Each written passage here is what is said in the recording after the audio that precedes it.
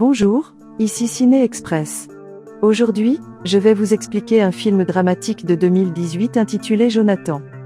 Attention aux spoilers et bon visionnage.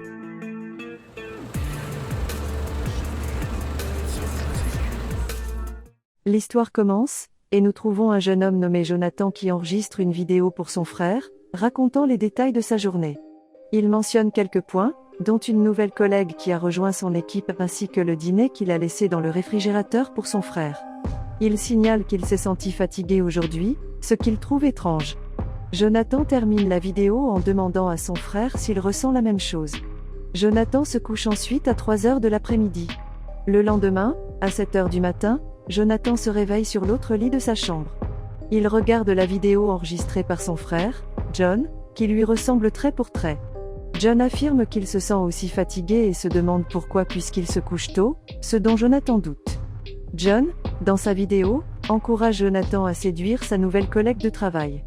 Plus tard dans la journée, nous voyons Jonathan passer un test avec le docteur Nariman. Le docteur mentionne une altération dans son processus de transfert de conscience, et fixe rapidement le problème. Elle lui confirme que sa fatigue est normale car il vieillit. Au travail, Jonathan reçoit des félicitations pour son dernier projet. Son patron, Hans, veut le mettre sur un projet plus important, mais Jonathan refuse à cause de ses contraintes de temps. Le lendemain, John comprend et compatit avec son frère à la difficulté d'avoir dû refuser le nouveau projet. John partage ses frustrations quant au temps limité qui leur est imparti, mais il lui fait remarquer que leurs réalisations combinées seront plus importantes que celles de la plupart des gens. Cela fait sourire Jonathan. En faisant le ménage, Jonathan trouve une serviette de table du Rialto dans le pantalon de John. Pendant son enregistrement, il reproche à John de ne pas avoir fait la lessive. Il évoque la serviette du Rialto et demande s'ils sont fatigués parce que John a fréquenté les bars tard le soir. Le lendemain, il voit que John est en colère à cause de son accusation. Il explique que lui et son collègue, Tom, ne sont allés au bar qu'une nuit pour parler de la rupture amoureuse de Tom. Malgré les explications de John, Jonathan reste frustré et décide d'enquêter. Après le travail, il se rend au Rialto, où le barman, Miles, le reconnaît immédiatement comme étant John. Miles lui dit qu'elle n'est pas encore là, mais qu'il lui dira qu'il est passé. Jonathan lui dit de ne pas le faire pour qu'il puisse la surprendre. Cette révélation que John voit une fille derrière son dos met Jonathan en colère. Jonathan décide de rencontrer et d'engager un détective privé, qui se nomme Ross. Ross le questionne sur son état de santé, mais Jonathan évite la question. Ross a suivi les déplacements de Jonathan. Il a 2 emplois à temps partiel, le premier dans un cabinet d'architecture le matin, et le second comme assistant dans un cabinet d'avocat le soir. Cependant, il a noté qu'il a quitté le travail tôt un vendredi soir et s'est rendu au bar The Rialto, où travaille sa petite amie, Elena. Après la fermeture du bar, lui et Elena ont passé la nuit chez elle jusqu'à 5h50 du matin. Apprenant cela, Jonathan commence à harceler Elena tout en prétendant que tout est normal dans ses vidéos. Un jour, Elena le reconnaît en rue. Pensant qu'il s'agit de John, elle l'embrasse avant de partir. Le lendemain, Jonathan voit que John est furieux de ne pas avoir été tenu au courant que lui et Elena se sont rencontrés. John admet qu'il aime bien Elena avant de mettre fin à la vidéo. Jonathan tente de se calmer avant d'enregistrer sa réponse à John, l'accusant d'abord de lui avoir menti. Le lendemain, John s'excuse en disant que sa relation avec Elena vient de débuter, et qu'il n'en a pas parlé car il savait que Jonathan désapprouverait. Jonathan souligne qu'avoir une petite amie est contraire à leurs règles. Jonathan veut que John rompe avec Elena, mais John refuse. Jonathan lui dit d'expliquer à Elena leurs conditions. Sinon, il le fera. John promet de dire la vérité à Elena. Le lendemain, Jonathan se réveille sur le sol, voyant de l'alcool sur la table basse et la caméra toujours allumée. Exaspéré, il repasse la vidéo et constate que John s'est évanoui ivre pendant l'enregistrement. Avant de s'évanouir, John admet qu'il ne pouvait pas dire la vérité à Elena et qu'il a donc rompu avec elle. Jonathan éteint froidement la vidéo et nettoie, sans se soucier de la tristesse de John. Puis, quelqu'un frappe à la porte. Hésitant, Jonathan ouvre la porte et trouve Elena. À l'intérieur, Jonathan explique qu'il est le frère de John. Jonathan essaie de la faire partir, mais au lieu de cela, Elena compose le numéro de téléphone de John et l'entend sonner dans la poche de Jonathan. Furieux, Jonathan révèle finalement la vérité. John et lui sont des frères vivant dans le même corps. Jonathan est actif de 7h du matin à 7h du soir. Ensuite, John est conscient pour le reste de la soirée. Peu convaincue, Elena part en claquant la porte. Jonathan enregistre une vidéo expliquant comment Elena est venue dans leur appartement. Il est en colère contre John pour avoir enfreint les règles mais lui assure qu'Elena ne reviendra pas. Il plaide pour que les choses reviennent à la normale. Le lendemain, Jonathan se réveille, heureux d'être dans son lit en pensant que tout est revenu à la normale. Mais lorsqu'il vérifie les enregistrements de la caméra vidéo, il n'y a aucune nouvelle entrée de John. 4 jours ont passé et John n'a toujours pas enregistré de vidéo pour Jonathan. Jonathan en parle au docteur Nariman, qui comprend que John est en colère et qu'on ne peut pas le forcer à lui parler à nouveau. Elle lui conseille de laisser du temps à John. Le docteur Nariman lui dit que les frères ont peut-être besoin d'une période de séparation pour leur permettre d'explorer la vie loin l'un de l'autre. Cette idée met Jonathan mal à l'aise. Jonathan continue à vivre normalement, enregistrant ses vidéos pour John et préparant même le dîner pour lui. Il mentionne l'idée du docteur Nariman de se laisser du temps sans se communiquer, mais Jonathan insiste sur le fait qu'ils ne peuvent pas faire cela, étant donné leur situation. Le lendemain, il se réveille et constate que John n'a pas mangé le dîner qu'il lui avait préparé. À court d'options, Jonathan rend visite à Elena et lui remet un magazine expliquant sa condition et celle de John.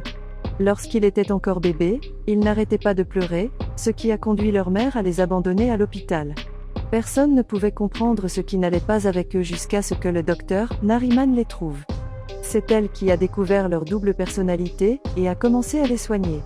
Jonathan lui montre le dispositif en forme de taupe derrière son oreille, qui les sépare et leur permet d'avoir un temps égal de conscience. Jonathan s'inquiète pour John et la supplie d'enregistrer un message pour le convaincre de communiquer à nouveau avec Jonathan. Le soir même, Jonathan met une note sur son téléphone pour que John regarde la vidéo d'Elena. Le lendemain, cependant, il n'y a toujours pas d'enregistrement de John. Au travail, Allison, la nouvelle collègue de Jonathan, l'invite à déjeuner, mais il refuse. Elle lui pose des questions sur son père malade, qui, selon elle et le reste des collègues, est la raison pour laquelle Jonathan ne peut travailler qu'à temps partiel. Jonathan admet qu'il a des problèmes avec son frère, ce qui suscite l'empathie d'Allison. Jonathan continue d'implorer John pour qu'il communique avec lui, mais les jours passent sans un mot de John. Il se retrouve à faire le ménage à la place de John, qui ne fait aucune de ses tâches quotidiennes. Jonathan admet que John lui manque, mais il n'obtient toujours pas de réponse. Un jour, Elena rend visite à Jonathan à leur appartement pour lui rendre le magazine. Jonathan l'invite maladroitement à déjeuner, et ils discutent de John. Elena a rencontré John lorsqu'il est venu avec Tom au bar. Dans l'espoir de remonter le moral de Tom, il a commencé à raconter des histoires qui ont fait rire tout le monde au bar. Jonathan explique que John et lui ne sont pas censés avoir de petites amies afin de préserver leurs responsabilités l'un envers l'autre. Elena se demande comment ils arrivent à apprécier leur relation intime, et Jonathan affirme avec hésitation qu'ils sont autorisés à le faire sans s'attacher émotionnellement. Elena se demande pourquoi John ne lui a pas simplement dit la vérité, et Jonathan suppose que John ne voulait pas la faire peur. Tout au long de la journée, Jonathan ne peut s'empêcher de penser à Elena. Il commence à lui envoyer des SMS et l'emmène même sur son lieu de travail. Jonathan admet l'avoir invité car il n'a jamais montré son travail à quelqu'un d'autre auparavant. Plus tard, Jonathan enregistre une vidéo pour John, mais ne mentionne pas son amitié naissante avec Elena. Au cours des jours suivants, Jonathan et Elena passent de plus en plus de temps ensemble. Au début, ils se rencontrent pour parler de John, mais par la suite, ils commencent à parler davantage d'eux-mêmes. Elena invite Jonathan dans son appartement, et ils regardent un film français. Il perd la notion du temps et se dépêche de rentrer à son appartement avant que le tour de John d'être actif ne vienne. Il envisage d'enregistrer une vidéo pour John mais décide de ne pas le faire. Le lendemain, Jonathan allume la caméra en se préparant pour le travail. À sa grande surprise, il voit une vidéo de John qui commence à être diffusée. John s'inquiète de ne pas avoir entendu d'enregistrement hier soir de la part de Jonathan. C'est pourquoi il laisse un message pour la première fois depuis longtemps. Il raconte comment il a erré dans le centre-ville en écoutant de la musique jusqu'à ce qu'une dame le ramène sur le trottoir, l'empêchant ainsi d'être renversé par un taxi. Cette rencontre lui a fait penser à leur mère. Avec ces pensées, John pardonne finalement à Jonathan et s'excuse de ne pas lui avoir parlé plus tôt. Jonathan rend visite à Elena, et lui dit que John lui a reparlé. Jonathan est heureux que John lui ait pardonné, mais cela signifie qu'il ne peut plus voir Elena pour ne pas briser la confiance de son frère. Pensant que c'est leur dernière fois ensemble, Elena l'embrasse. Jonathan s'éloigne nerveusement et admet qu'il n'a jamais couché avec une femme auparavant. Elena sourit, et initie un rapport intime avec lui. Plus tard dans la journée, Jonathan enregistre une vidéo pour John et admet avoir eu sa première expérience intime en disant que c'était avec Allison. Le lendemain, John félicite Jonathan pour son expérience. Il lui parle également d'un travail d'agent de sécurité qu'il veut prendre pour changer de rythme et éviter toute distraction. Au travail, Jonathan demande à Hans s'il peut travailler sur le projet de la West Side Tower en prolongeant d'1 heure son travail en semaine et en faisant des horaires le week-end. Hans hésite sur les conditions, mais connaissant le potentiel de Jonathan, il accepte. Chez le docteur Nariman, elle remarque que Jonathan est plus détendu. Jonathan partage son enthousiasme pour son nouveau projet et envisage de prendre des cours d'art. Il révèle que John et lui ont repris leur routine, et le docteur Nariman s'en réjouit, considérant qu'il n'est pas prudent pour eux d'avoir des longues périodes sans se communiquer. Dans la vidéo suivante, John a l'air triste. Tom va se marier avec son ex-petite amie, mais John ne peut pas aller au mariage, étant donné que c'est pendant la période active de Jonathan. Son nouveau travail dans la sécurité le laisse seul, sans personne à qui parler. Plus tard, Jonathan passe du temps avec Elena, qui craint que leur relation ne tourne toujours autour de John. Le couple s'avoue son affection sincère l'un pour l'autre et accepte de garder le secret. Un jour, Jonathan se réveille dans la maison d'un autre, à côté d'une autre femme. Il se regarde dans le miroir et découvre un bleu sur son visage. En rentrant chez lui, il regarde la vidéo de John. John mentionne avoir rencontré un étranger qu'il a interrogé sur sa relation avec Elena. L'étranger était Ross. Il s'est battu avec John et a révélé que Jonathan avait demandé à Ross de le suivre. N'ayant pas le temps de s'occuper de ce problème, Jonathan se précipite au bureau, avec son bleu visible sur son visage. Il quitte précipitamment le bureau après avoir réalisé qu'il a laissé ses dossiers à la maison. Allison vient le voir, et il essaie d'inventer une excuse pour le bleu. Plus tard, Jonathan révèle à Elena qu'il s'inquiète de la façon dont John profite de la vie. Quand ils avaient 9 ans, ils avaient un 3e frère qui les empêchait de fonctionner correctement. Le docteur Nariman a dû retirer le 3e frère, et Jonathan craignait que John ne demande à ce qu'on le retire lui aussi pour avoir une vie normale avec Elena. Après être rentré chez lui, Jonathan enregistre par vidéo ses excuses concernant l'embauche de Ross. Il avoue qu'il était jaloux de la façon dont John vivait la vie avec facilité et avait peur que John se trouve quelqu'un d'autre.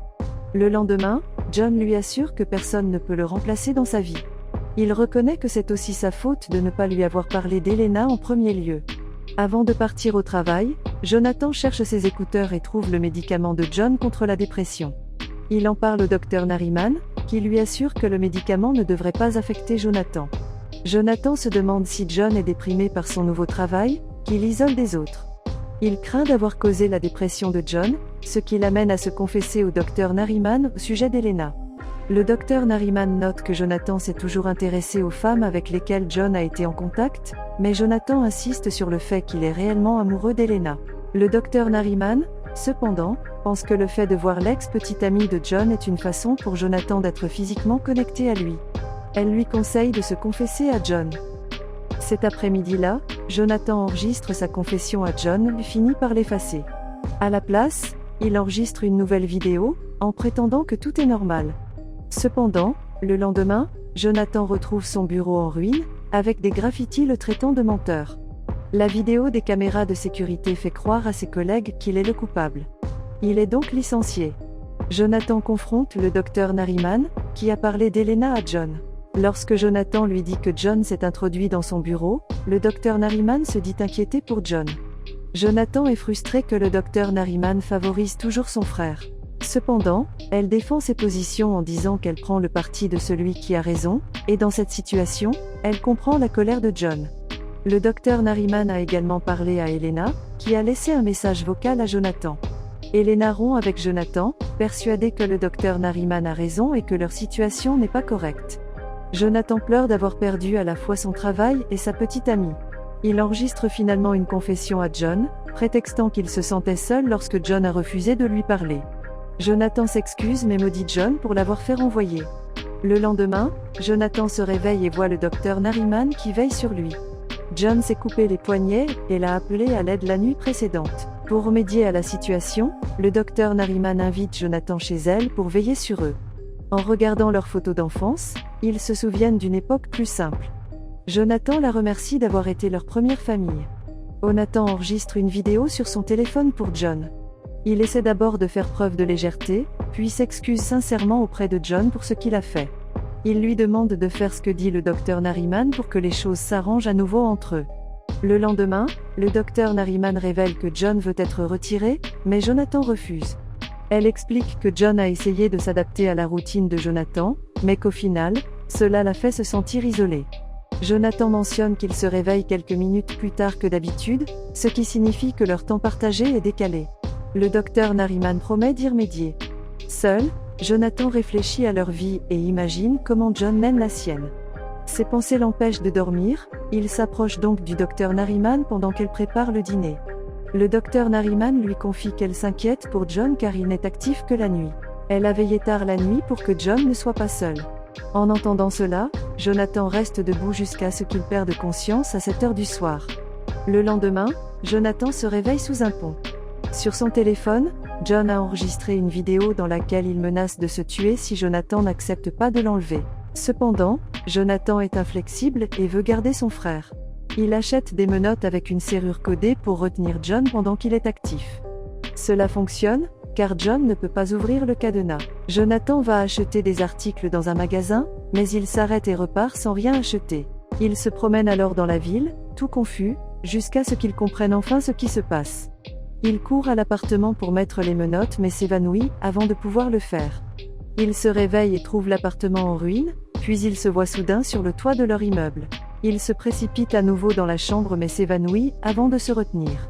Incapable de garder sa conscience intacte, il retire l'appareil derrière son oreille et tombe ensuite inconscient. Lorsqu'il se réveille, le docteur Nariman lui fait passer des tests et lui promet qu'ils ne retireront aucun des deux frères. Quelques jours plus tard, Jonathan demande comment va John, et le docteur Nariman lui promet qu'il va bien. Elle explique que John empiète sur ses temps de conscience, mais sans le vouloir. Au vu de leurs tests, le docteur Nariman conclut que John était heureux dans la vie, et ne voulait pas vraiment mourir. Au contraire, Jonathan est celui qui veut vraiment disparaître à cause de sa culpabilité. C'est pourquoi la conscience de John prend le dessus. En entendant cela, Jonathan veut rentrer chez lui et passer du temps avec John aussi longtemps que possible. Jonathan perd à nouveau connaissance chez lui, et se réveille dans un taxi avec une valise à côté de lui. Le chauffeur de taxi lui dit qu'il se dirige vers l'aéroport JFK après s'être réveillé d'un autre blackout. Jonathan demande au chauffeur de s'arrêter à la plage. Jonathan se précipite pour regarder le coucher de soleil puis perd à nouveau connaissance. Par l'intermédiaire du chauffeur, John demande à Jonathan s'il a mal, mais Jonathan lui assure qu'il n'a pas mal. John est heureux que ce ne soit pas douloureux, et Jonathan embrasse le chauffeur, acceptant son sort. Jonathan dit au revoir à John, exprimant son bonheur qu'ils aient partagé leur corps. John se réveille et reçoit l'adieu de Jonathan. John continue son voyage vers JFK, cette fois sans la conscience de Jonathan. Abonnez-vous pour voir d'autres vidéos comme celle-ci, activez les notifications et laissez un commentaire pour aider la chaîne. Merci de nous avoir regardés et à bientôt.